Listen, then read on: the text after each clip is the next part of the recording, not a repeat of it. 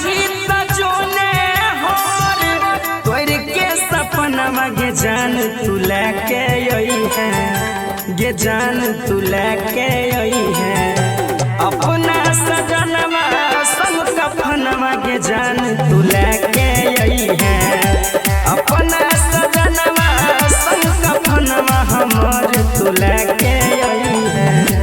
गौवा समाज के जोड़े हमारा सराध के भात गे के जाई है अपना सजनवा संग कफनवा हमर तू लेके आई है अपना सजनवा संग कफनवा हमर तू लेके आई है।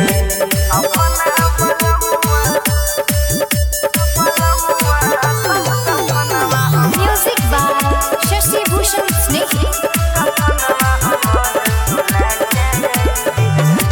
प्यार के रोग ऐसन गेल रहै लाग गे तब किया जाई छही दिल हमर दाग गे।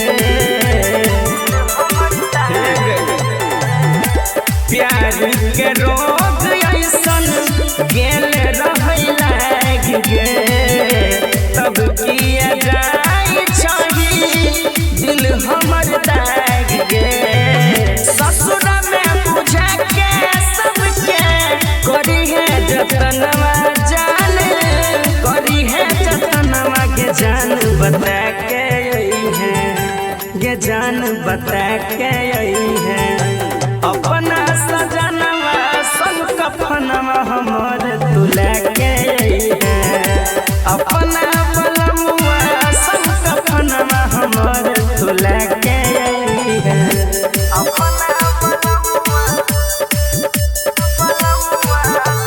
Music by Shashi Bhushan Snehi.